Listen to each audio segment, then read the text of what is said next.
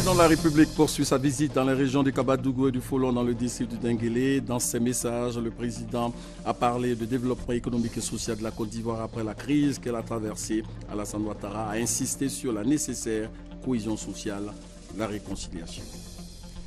Les assemblées annuelles de la BAD, la Banque africaine de développement, s'ouvrent le lundi 25 mai prochain à Abidjan autour du thème « L'Afrique face au nouveau paysage mondial ».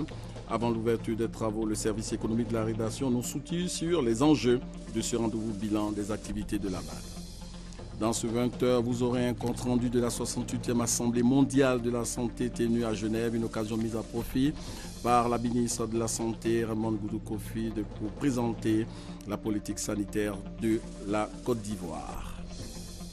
Hervé Renard n'est plus l'entraîneur des éléphants footballeurs de Côte d'Ivoire. Le Français et la Fédération ivoirienne de football ont décidé de mettre un terme à leur contrat qui courait jusqu'en 2016.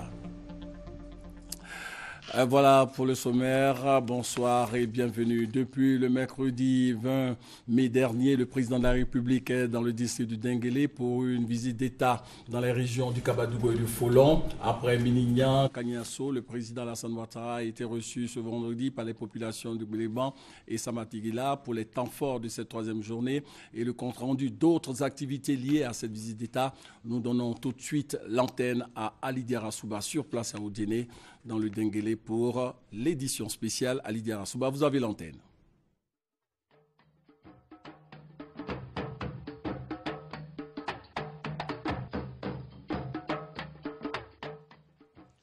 Il est 20h01 à Odiéné, capitale de la Côte d'Ivoire, le temps d'une visite d'État. Bonsoir à tous et bienvenue dans le journal du Denguélé, au cœur du périple présidentiel dans le district. Ce vendredi, justement, le président de la République a animé un meeting à Gbéléban, rencontre à connotation émotive et familiale. Le fait est que Alassane Ouattara était sur la terre de sa génitrice. À ses côtés, ce matin, le président de la République de la Guinée, le président Alpha Condé, venu renforcer l'amitié ivoiro-guinéenne. Le point avec Abiba Dambélé Saoué. Ado à Gbéléban, chez ses oncles et tantes maternelles qui se sont tous rassemblés, les Cissé, les Traoré, les Koné et les populations de Gbéléban, de Seydougou, d'Odiéné, en somme des régions du Kabadougou et du Folon. Tous voulaient voir, toucher et entendre celui dont le nom a traversé les frontières de la Côte d'Ivoire. Alassane Ouattara, au destin extraordinaire, le prédestiné, celui pour qui la prophétie s'est réalisée. Il était là, heureux comme un fils qui retrouve ses parents, mais triste de ne pas avoir sa chère mère à ses côtés, Ayana Bintou Cissé, qui aurait été si fière d'accueillir son fils Alassane Ouattara, devenu président de la République de Côte d'Ivoire.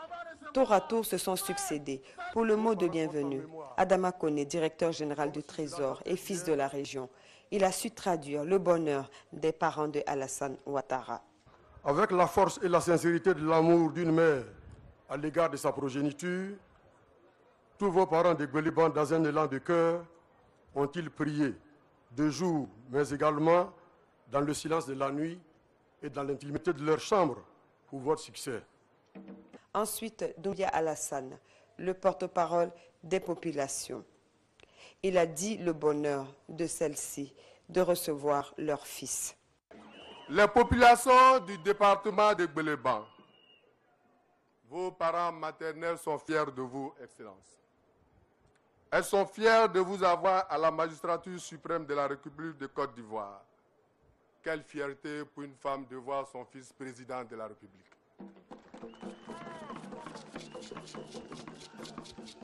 Elles sont fières de votre détermination à faire de la Côte d'Ivoire un pays émergent à l'horizon 2020. Des populations, par la voix de Doumbia Aminata, ont donné ce qu'elles avaient de plus cher. Les populations de Gbéléban offrent au chef de l'État, président de la République, leurs enfants une portion d'elles-mêmes, symbole d'amour sincère. C'est le plus beau cadeau que Gbéléban puisse lui offrir. Et des vivres pour le Nangama, 100 kg de fonio, 200 kg de sombra, 10 bœufs, 10 kg de capitaine, 3 boubous, un bélier pour le président Alassane Ouattara et un bélier pour le président de la République de Guinée, Alpha Condé.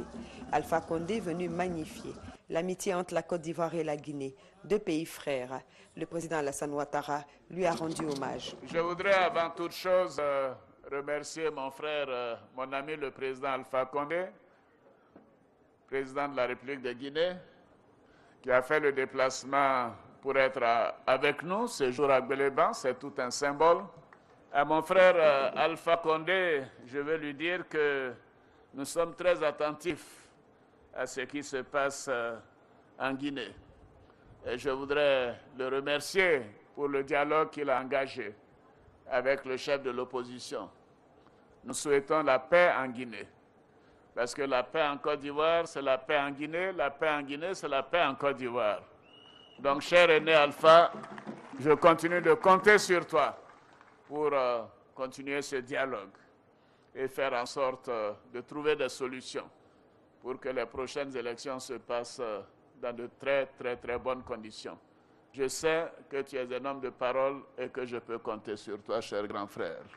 Le chef de l'État a ensuite remercié ses parents pour leurs prières et leurs bénédictions. C'est grâce à vos prières, c'est grâce à votre persévérance, c'est grâce à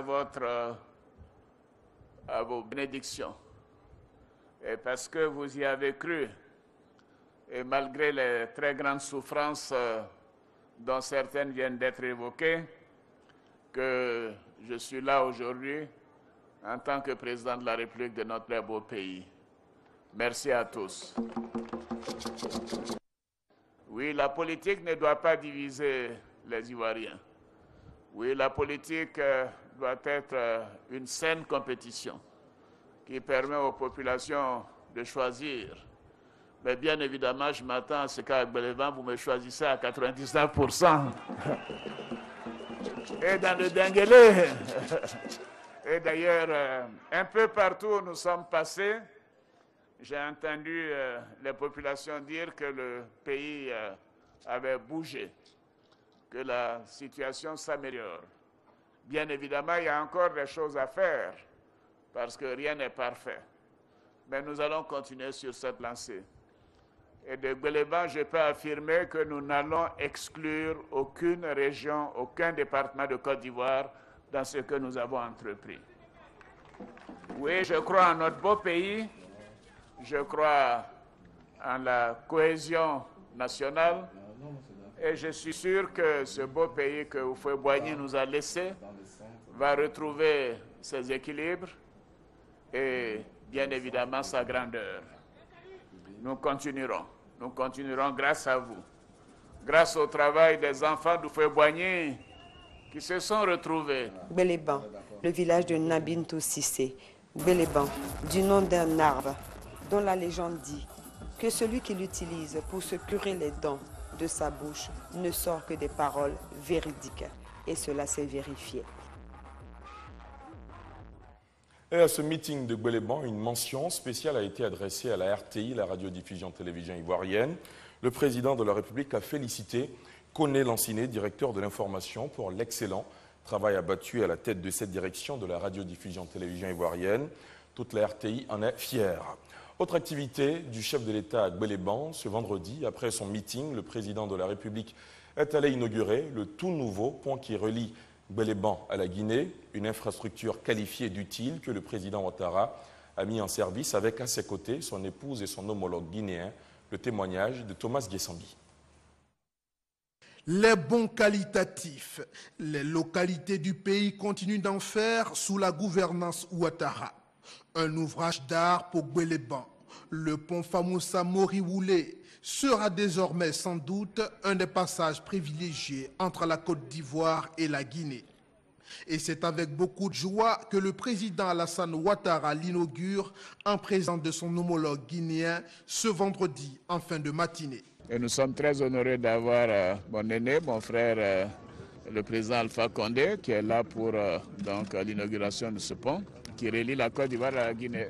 Donc, Monsieur le Président, merci d'être là. Et, en tout cas, je crois que nos populations apprécient beaucoup cet ouvrage. Et, en tout cas, moi, je m'en réjouis. Et je voudrais féliciter le Premier ministre, le ministre Patrick Hachi, et tous ceux qui ont travaillé à faire de cela une réalité. C'est un jour important pour la population de Côte d'Ivoire et de Guinée.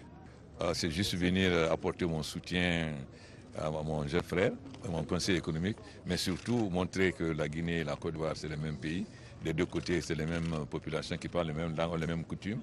Donc c'est très bien que ce pont puisse se relier parce que les Guinéens viennent au marché de ce côté, les Ivoiriens viennent au marché de Senko. Donc c'est une très bonne chose parce que ça va faciliter la communication. La construction de ce pont, toute une vision, toute une approche et tout un programme, a laissé entendre le ministre ivoirien des infrastructures économiques à l'occasion. Ce pont que vous voyez là, qui est d'une longueur de près de 140 mètres, de 2 fois une voie, a coûté environ 3 milliards d'euros, mais surtout, c'est réalisé en 3 mois. C'est-à-dire en 12 semaines, il n'y avait absolument rien ici. Donc, c'est une technologie qui utilise des piliers en béton, génie civil, et des poutres et un tablier métallique. Dans ce programme que le chef de l'État a initié, c'est 14 ponts de ce type-là qui vont être réalisés sur toutes les régions de l'ensemble du territoire national.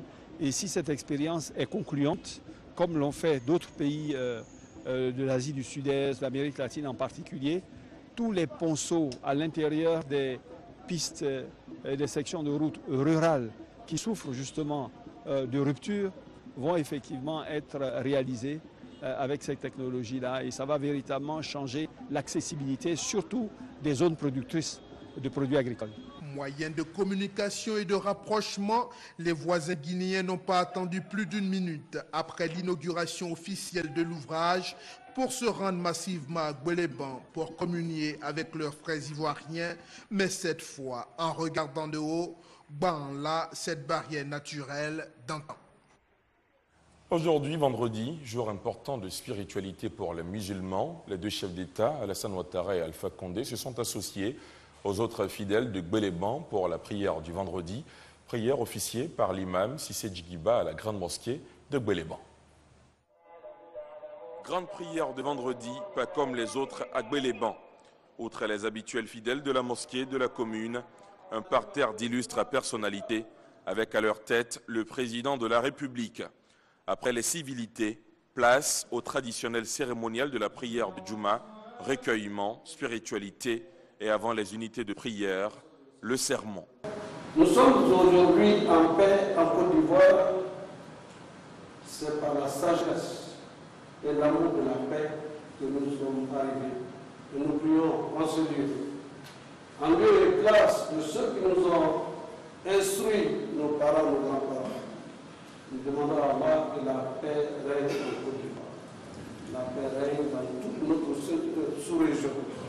Et que notre sous-région soit un exemple de paix, d'amour, de prospérité, de justice. Car ces amis-là nous disaient, no peace without justice. Il n'y a pas de paix sans justice. Ce vendredi, Alassane Ouattara, de retour au bercail maternel, est accompagné à la mosquée par son homologue guinéen Alpha Condé. Les deux chefs d'État ont visiblement accordé un intérêt au sermon de l'imam Cissé Djigiba. C'est un moment très fort et je voudrais le remercier. L'imam a fait des prières pour la paix dans les deux pays, la paix dans la sous-région, et nous lui sommes reconnaissants et nous souhaitons que Dieu accepte ces prières et toutes ces bénédictions. C'est une visite mémorable pour moi, non seulement de revenir sur mes terres maternelles, mais d'être aux côtés de mon aîné, que je remercie infiniment d'avoir fait ce déplacement.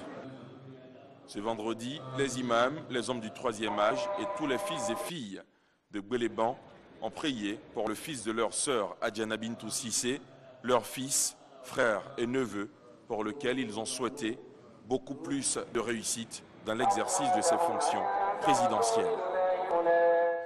Dernier sujet ce soir sur Gbeleban et on parle maintenant développement.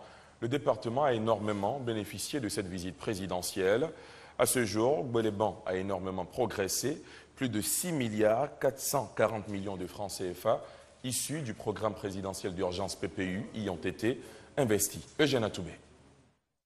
À partir d'Odjéné, rallier les autres départements du district du Denguélé est pour automobilistes et motocyclistes une partie de plaisir. Un travail immense de reprofilage des pistes et ouverture des voies y a été effectué. Plus de 3700 km de pistes et routes au total ont été traités et rendus praticables. Montant total de l'investissement, 22 milliards de francs CFA, financé par le programme présidentiel d'urgence. Avant les 10 ans passés, la route n'était pas bonne.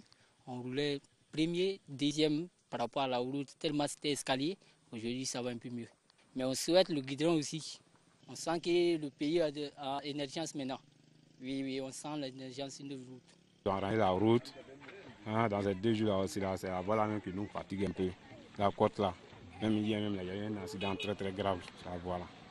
Au village, c'est un camion, la voiture de Mawa Traoré. Ils ont fait un accident ici. À chaque arrêt, il y a des accidents graves sur la côte là. Vraiment, nous, on ne sait pas comment on fait pour arranger la côte là. La route au niveau du village de Krokro-Mafele est l'objet de bien des alarmes des usagers et des populations de ce village. Le dangereux virage que l'on aborde à l'entrée et à la sortie du village n'a fait l'objet d'aucune signalisation. Il faut agir. 40 km plus loin, Gbeleban, via la sous-préfecture de Seydougou. Surprenante Gbeleban, transformée et fièrement assise sur ses 6,5 km de bitume obtenus dans le cadre du PPU. Ici, on attend davantage. Oui, il y a encore des choses qu'on veut. Par exemple, la trafic entre la Guinée et la Côte d'Ivoire. Au lieu de parcourir 800 km de Gbeleban jusqu'à Abidjan, vraiment ça nous fatigue. Donc il n'y a qu'à mettre l'accent sur l'ouverture commerciale de la Guinée-Côte d'Ivoire. À Gbeleban, habitation traditionnelle voisine avec bâtisse moderne, le tout formant un décor pittoresque. L'odeur du village y est encore forte, en même temps que l'on trouve de nombreuses infrastructures modernes qui portent la marque PPU. Outre le bitume, la ville peut se targuer d'obtenir une voirie entièrement réhabilitée.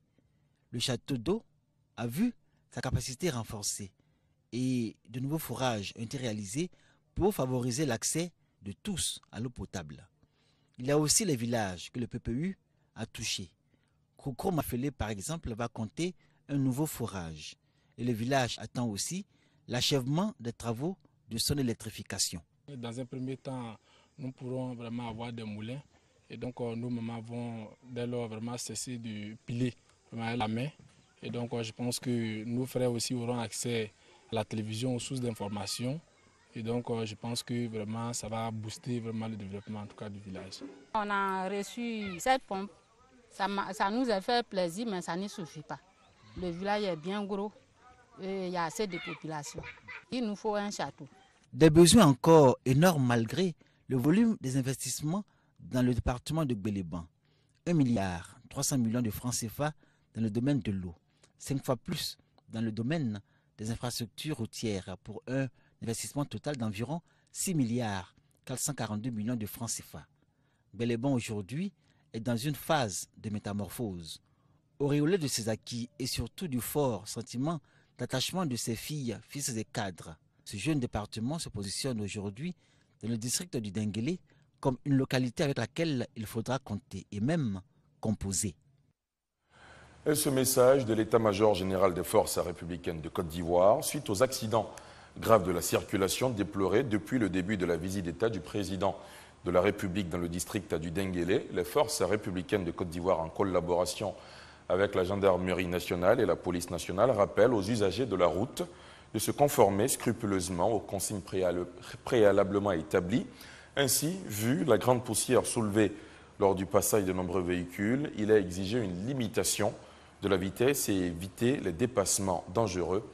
Fait au Diéné le 22 mai 2015. Cet après-midi, c'était l'étape de Samatigila. La commune a aussi eu droit à son meeting, même son de cloche que les autres départements, reconnaissance au président Ouattara, réaffirmation de soutien à sa candidature à la prochaine présidentielle et souhait de développement local. À côté de tout ça, Samatigila a aussi accordé un point d'honneur à la mobilisation, vous le voyez sur ces images. À la tribune, le président de la République le dira, aucun département de Côte d'Ivoire ne sera exclu dans ce qu'il compte entreprendre pour le développement du pays. Il a demandé aux populations de Samatigila de continuer à prier pour lui et pour son aîné, le président Henri Konan Bédié, pour tout ce qu'il a fait à ses côtés pour le bonheur des Ivoiriens. Je vous propose de l'écouter. Samatigila, cité de prière, cité de connaissance, chargé d'histoire. Je sais que vos bénédictions, vos prières ont toujours porté et m'ont particulièrement soutenu. Et je viens donc vous dire un grand merci. Et vous dire que Fantagbe aussi vous salue. Elle vous salue et elle m'a chargé de vous dire combien elle tient à vous et qu'elle aura l'occasion de revenir vous voir à Samatigila.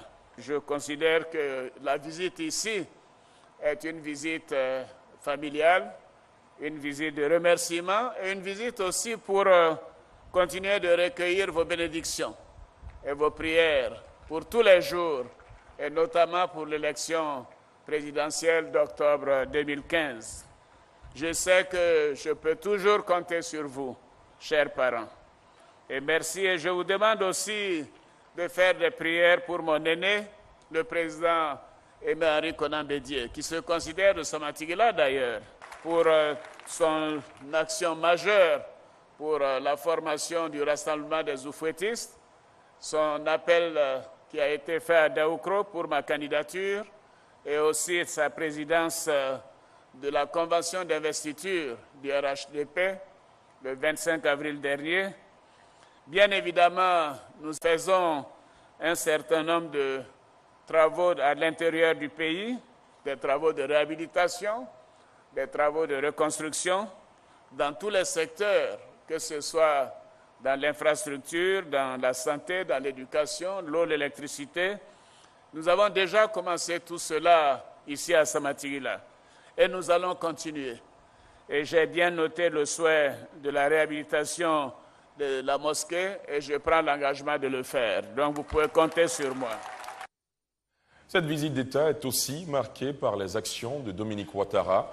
La Première Dame vient d'honorer un rendez-vous avec les femmes d'Odiéné. C'était au stade Mamadou Koulibaly de la ville. L'épouse du chef de l'État a remis un lot de matériel divers à hauteur de 315 millions de francs CFA. À côté de ce don, Dominique Ouattara a annoncé l'augmentation de l'enveloppe du FAFSI pour Odiéné qui passe de 200 millions à 400 millions de francs CFA. Le président de la République en a profité pour annoncer à son tour le relèvement du capital global du FAFSI de 6 à 8 milliards de francs CFA pour fin 2015. Le point avec Thomas Guessambi. Rien ne vaut la joie d'une femme qui passe d'une condition de vie difficile à son autonomisation. Cette joie était au cœur des femmes d'Odiéné en recevant Dominique Ouattara, première dame de Côte d'Ivoire cet après-midi du jeudi 21 mai. En présence de celles qui contribuent significativement à leur bonheur, les femmes odiénéka ont exprimé cette joie. Que la condition des femmes du Denguélé n'est pas très reluisante, Madame la Première Dame. Ce fonds que vous avez déjà octroyé aux femmes avant d'arriver ici a énormément soulagé beaucoup d'entre elles. Oui, grâce à vous, des mères ont entrepris des activités génératrices de revenus et elles ont pu faire des économies considérables. Elles sont sorties petit à petit de leurs difficultés financières pour devenir autonomes. Avec l'arrivée du fonds de Mme Dominique Ouattara, j'ai pu réaliser mon petit commerce. Je le fais. Aujourd'hui, j'ai mon petit coin de noix à café express. Je vends mon attiqué Garba. J'ai pu rembourser les 300 000 francs de FAFSI. Et aujourd'hui, j'ai de l'argent encore en compte grâce à maman Dominique. Témoin des actions sociales de l'épouse du chef de l'État pour aider la famille ivoirienne et particulièrement celle du Kabadougou, la ministre Anne-Désirée Ouloto a trouvé des mots pour le souligner. À Abidjan, à Yamoussoukro, à Bengourou, à Grand Bassam, à Korogo, à Bouaké, à Zopé, récemment pour ne citer que ces villes, partout, Madame la Première Dame, vous avez changé la vie des femmes. Vous avez changé la vie des familles, vous avez changé la vie des enfants. C'est donc avec joie que j'ai l'honneur, encore une fois, d'être témoin du bonheur que vous offrez à vos belles-sœurs du Denguéli. C'est par des hommages à feu Adja Nabitou Sissé, la regrettée mère de son époux, que Dominique Ouattara commence son adresse à ses sœurs et à ses belles-sœurs, avant d'annoncer de bonnes nouvelles. Chers frères et sœurs, Je ne peux pas venir à Odiéné, terre d'origine de notre regrettée maman, Feu Adjana Bintou Cissé, sans lui rendre hommage. Son affection, son sens de la tolérance, ainsi que sa grande sagesse ont guidé les pas de son fils Alassane. Il est aujourd'hui un grand président dont elle aurait été très fière. Que son âme repose en paix. Parti d'un fonds de démarrage d'1 milliard de francs CFA, le FAFSI bénéficie aujourd'hui d'un capital de 6 milliards de francs CFA grâce à la confiance du président de la République envers les femmes. Jusqu'à ce jour, une première tranche de 200 millions avait été mise à la disposition des femmes du Denguélé, ce qui a permis à 2000 femmes de voir leurs projets financés et de devenir des femmes actives et autonomes.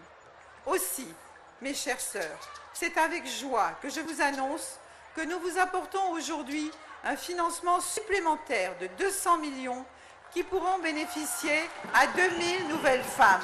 Complice d'avec son épouse dans l'amélioration des conditions de vie des femmes de Côte d'Ivoire, le chef de l'État n'a pas fait que venir saluer les femmes au stade Mamadou Koulibaly.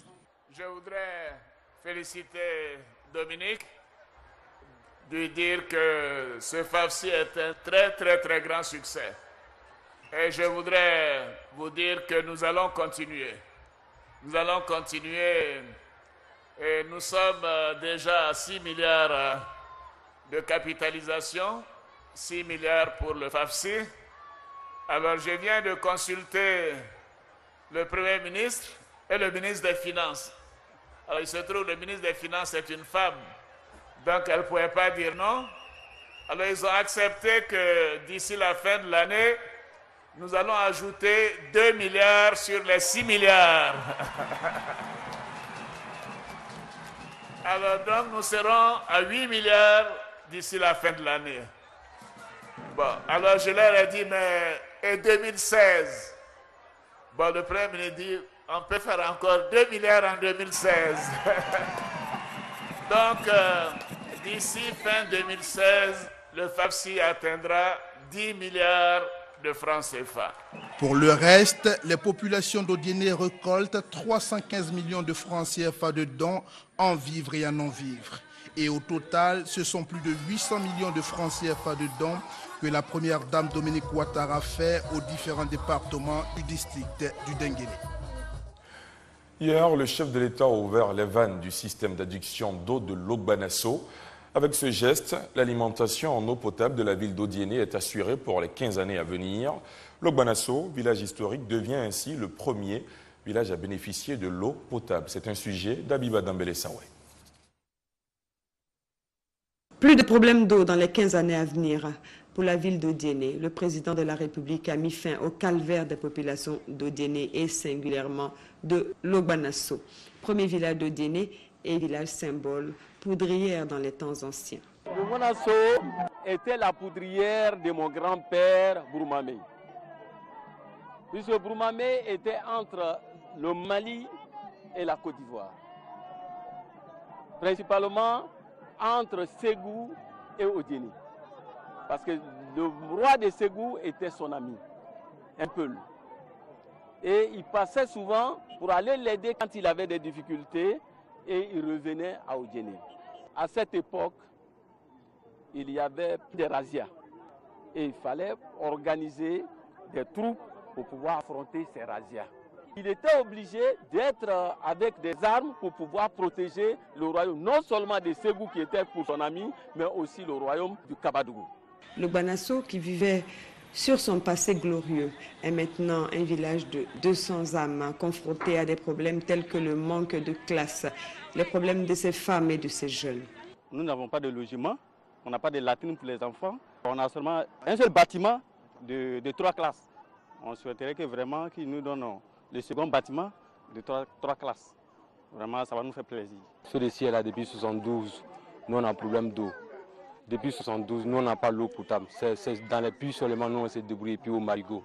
Mais tous ces habitants se félicitent de bénéficier de l'eau potable après tant d'années à consommer l'eau de puits, puis de la pompe à motricité humaine. Il n'y avait pas de l'eau ici. On partait prendre de l'eau au puits là-bas. Maintenant, ça va. On prend de l'eau à côté de nous ici.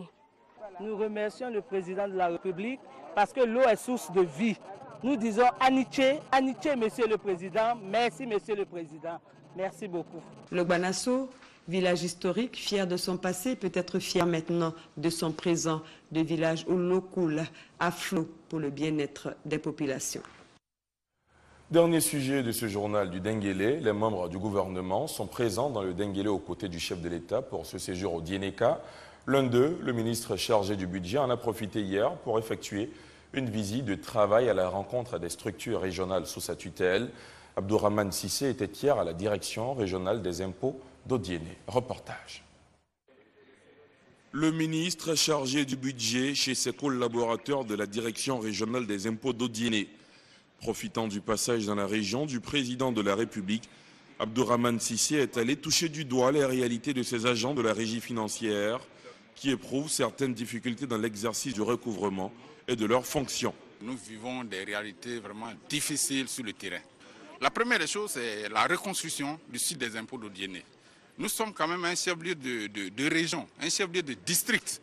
Et il se trouve que la direction générale des impôts n'a pas encore de locaux qui soient vraiment à la hauteur de nos aspirations. Convaincu de la pertinence de cette doléance, le ministre auprès du Premier ministre chargé du budget rassurera les agents de la direction régionale de son appui. Nous avons énormément de dépenses à faire. Le budget s'élève à plus de 5 000 milliards de francs CFA. Ces 5 000 milliards de francs CFA, il faut les mobiliser. Ces 5 000 milliards de francs CFA seront mobilisés grâce au travail de chacune et de chacun des agents des impôts et des douanes, et bien entendu de l'ensemble des autres régies. Donc, pour attendre un résultat de nos agents, il faut que nous les mettions dans de bonnes conditions. Et je prendrai toutes les dispositions pour qu'ils soient dans de bonnes conditions, de sorte à ce que toute la Côte d'Ivoire puisse en profiter. Le ministre vient de me dire que la semaine prochaine, nous aurons 2 doubles cabines. C'est déjà une avancée. Au niveau du bâtiment, il a dit également que dans le bref délai, le bâtiment des impôts qui est situé sur le terrain appartenant aux impôts sera rénové. Il a dit qu'il s'occupera du problème de la rotation du personnel également. Donc tout ça mis ensemble, la visite du ministre dans nos locaux n'est que bénéfique. Installé en 2011 pour couvrir les régions du Folon, du Kabadougou et du Bafing, la direction régionale des impôts d'Odiéné réalise un accroissement significatif de recettes d'année en année. De 165 millions en 2011, elle est passée aujourd'hui à 693 millions de francs CFA de recettes réalisées. Avant de vous passer l'antenne, David Mobio, le rappel du programme de la journée de demain. Demain, effectivement, le président de la République sera à Madinani sur le coup de 10h30 pour son 5e meeting. Dans l'après-midi, le président de la République sera à Séguelon sous le coup de 15h30.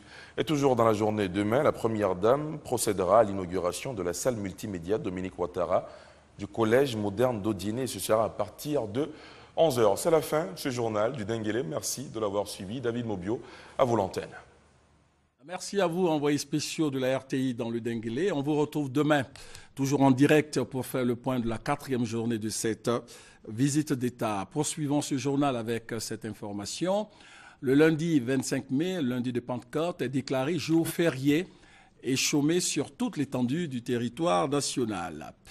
Je vous l'annonçais dans les titres, les assemblées annuelles de la BAD, la Banque africaine de développement, s'ouvrent le lundi 25 mai prochain ici à Abidjan autour du thème « L'Afrique face au nouveau paysage mondial ». Avant l'ouverture des travaux, Adama Koné du service économique de la rédaction nous situe sur les enjeux de ce rendez-vous bilan des activités de la BAD. L'hôtel Sofitel Hôtel Ivoire a fait sa toilette. L'édifice inauguré le 15 mai par le Premier ministre Daniel Kablan-Duncan a fière allure. La première activité qu'il accueille est de taille, les 50e assemblées annuelles de la Banque africaine de développement BAD. Assurément, un rendez-vous économique de haute portée. Il s'agit pour nous, Banque africaine de développement, comme je l'ai dit, visibilité, se rapprocher donc des pays, des populations et des pays africains. Deuxièmement, de faire le bilan de ce qu'on a fait donc toute l'année qui s'écoule avant donc, les assemblées annuelles et de fixer les objectifs pour l'année d'après. Il s'agit également d'aborder les grands sujets du moment. en fonction du contexte dans lequel nous sommes. Ces 50e assemblées ont la particularité de se tenir après le retour de l'institution à son siège statutaire d'Abidjan. Pendant 5 jours, les experts se concentreront sur le thème « L'Afrique et le nouveau paysage mondial ». Un paysage à 3 dimensions. Il y a 3 rendez-vous majeurs pour lesquels la voix de l'Afrique doit compter, donc doit s'organiser, parler d'une seule voix, pour que nous puissions, donc, sur l'échiquier mondial, peser pour que les décisions qui vont sortir de ces 3 rendez-vous-là soient des décisions qui prennent véritablement en compte les souhaits donc, des Africains. Le premier grand rendez-vous, ce sera en juillet sur le financement du développement qui va se dérouler donc, à Addis Abeba. Le second rendez-vous qui est important, c'est un rendez-vous international aussi qui va se dérouler à New York en septembre, qui va porter sur le développement durable. Qu'est-ce que c'est que le développement durable? Comment est-ce que les Africains voient ce développement durable? C'est quelque chose d'extrêmement important puisque ça aura des répercussions sur le financement donc, de ce développement, sur les choix qui vont être faits. La dernière réunion donc, internationale importante qui nous concerne aussi très étroitement, c'est la réunion sur le changement climatique, le COP21, qui aura lieu en décembre à Paris. À coup sûr, Abidjan sera bien inscrite dans l'histoire économique du Soudan du Sud qui vient d'achever son processus d'adhésion et qui prendra part pour la première fois aux assises de la BAD en tant que 80e membre de l'institution. C'était les enjeux des assemblées annuelles de la BAD qui s'ouvrent le lundi prochain ici à Abidjan, la capitale économique ivoirienne. La Direction générale des impôts invite une fois encore les entrepreneurs des transports publics, les marchands forains avec véhicules automobiles relevant d'un régime réel d'imposition et les exploitants de corbillas ou fourgons mortuaires de s'acquitter du paiement de la patente du transport public. Le paiement se fait dans les centres des impôts de rattachement. Il faut savoir que l'impôt fait partie des recettes de l'État de Côte d'Ivoire. Raymond Goudou Kofi a participé récemment à la 68e Assemblée mondiale de la santé tenue à Genève, une occasion pour le ministre ivoirien de la Santé de présenter, mais surtout d'expliquer la politique sanitaire de la Côte d'Ivoire et le dispositif mis en place pour éviter l'entrée du virus Ebola en Côte d'Ivoire. Le compte-rendu de Konaté Moussa. Le système de santé se porte bien en Côte d'Ivoire.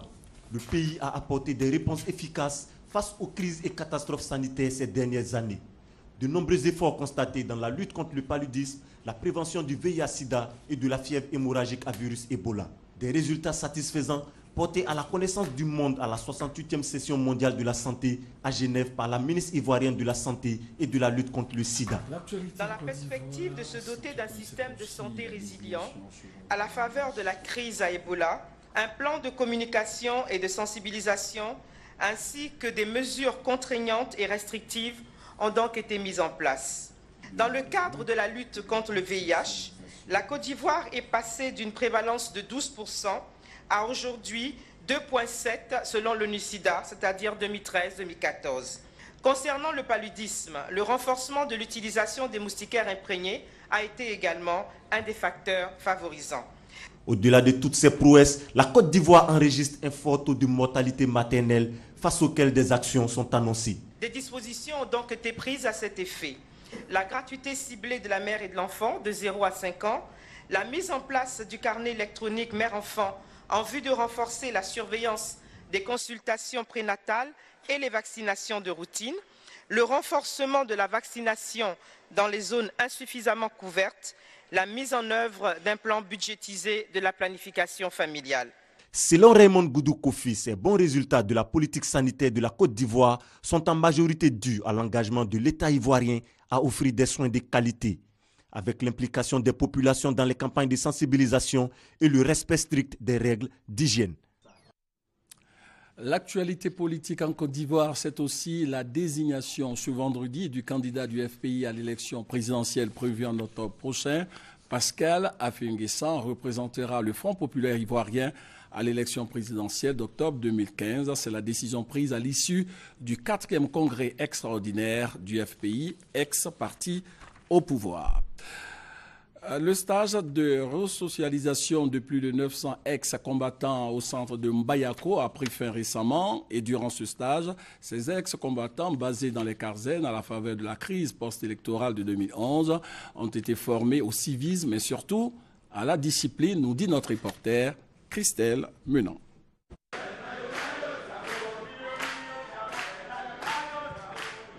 Ils sont 992, hommes et femmes, tous ex-associés au FRCI. Dans ce site de Wokokro à Mbayakro se termine leur stage de resocialisation encadré notamment par des sociologues, la Croix-Bleue et des agents de la Gendarmerie nationale. Aujourd'hui, ils sortent de ce camp après avoir été instruits durant un mois dans divers modules, notamment le civisme, les droits de l'homme ou la comptabilité simplifiée. Ils bénéficient pendant leur resocialisation d'une prise en charge psychologique qui leur permet de surmonter leur traumatisme ou de décrocher de certaines addictions telles que la drogue ou l'alcool. À leur sortie, on leur remettra un pécule de 40 000 francs, un bon de permis de conduire, un carnet de compte bancaire ou un bon de formation AGFOP pour ceux qui en ont besoin. Bonheur, c'est le nom de l'opération qui permet à ces ex-associés FRCI de passer d'ex-combattants à citoyens. Partie intégrante du processus DDR, l'opération Bonheur implique la DDR, l'état-major des forces armées et les partenaires non gouvernementaux ou onusiens. Aujourd'hui, je suis venue à la Resso. J'ai été transformée. On m'a accordé la chance d'avoir un métier et aussi d'intégrer à la vie sociale. C'est la meilleure des choses qu'il a pu faire pour les ex-combattants. Pour pouvoir réintégrer durablement la vie sociale, Brigitte et les autres recevront chacun 800 000 francs CFA directement sur leur compte bancaire. La somme servira à financer leurs différents projets préparés pendant les stages de resocialisation. 2120 ex-associés sur 5600 estimés sont déjà passés par la Resso. L'opération Bonheur se poursuit, mais s'achèvera le 30 juin à l'instar du processus DDR. Le président était très clair là-dessus, ça a été répété à plusieurs reprises. Il n'y a plus de place, il n'y a plus de matricule militaire. Nous avons fait des campagnes de sensibilisation pour leur dire que c'est maintenant qu'il faut que venir. Il faut venir maintenant, autrement ce sera trop tard. Parce qu'un processus du DDR, je vais vous dire, ça coûte cher. C'est un processus qui coûte beaucoup d'argent à l'État de Côte d'Ivoire et aux contribuables ivoiriens. Donc il faut à un moment donné que ça s'arrête. Près de 74 000 ex-combattants relevaient de la DDR à sa création en 2012. 10 000 ont été retirés de l'effectif parce que décédés, auto-réintégrés ou installés à l'étranger. Au 20 mai 2015, plus de 55 000 sur les 64 000 ex-combattants véritablement concernés sont réintégrés ou en cours de réinsertion. Les 9 000 restants sont la cible de futures opérations de ratissage prévues se dérouler tout le mois de juin. L'actualité sur le continent, Bujumbura, la capitale burundaise, est le théâtre depuis 3 semaines d'un mouvement de contestation émaillé de violence contre la candidature à un 3e mandat du président jugé anticonstitutionnel par les protestataires. Plus de 100 000 Burundais ont déjà quitté le pays et réfugié dans les pays voisins. Mais pour Pierre Nkurunziza, le président burundais contesté, la paix et la sécurité règnent sur 99,9% du pays. Terminons par l'actualité sportive ici en Côte d'Ivoire. Hervé Renard n'est plus l'entraîneur des éléphants footballeurs de Côte d'Ivoire. Le Français et la Fédération ivoirienne de football ont décidé de mettre un terme à leur contrat qui courait jusqu'en 2016. Ange Assoukro pour en savoir un peu plus. Il ne commandera plus le banc de touche des éléphants de Côte d'Ivoire. Il avait pour mission essentielle de rebâtir une équipe nationale. Et l'horizon qu'on s'était fixé, c'était l'horizon de la CAN 2017. C'est pour ça qu'on lui avait fait un contrat de deux années avec possibilité de reconduction. Donc la première chose que nous avons fait, c'est donc exprimer notre regret que cette collaboration doive s'arrêter de façon anticipée. Après avoir brillamment remporté la CAN 2015 avec les éléphants, Hervé Renard veut s'attaquer à de nouveaux challenges. En ayant remporté 2 titres en 2012 et en 2015, je me suis dit que, d'une part, je vous l'avoue sincèrement, il serait difficile de faire mieux sur ce continent. Et je me suis dit qu'il était temps de relever d'autres challenges, c'est-à-dire côtoyer le plus haut niveau de ce qui se fait en club en Europe.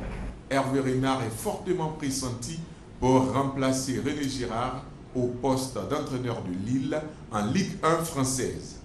Les dirigeants de la FIF ont accédé à sa demande de partir sans révéler les conditions de cet accord avec leur ancien employé.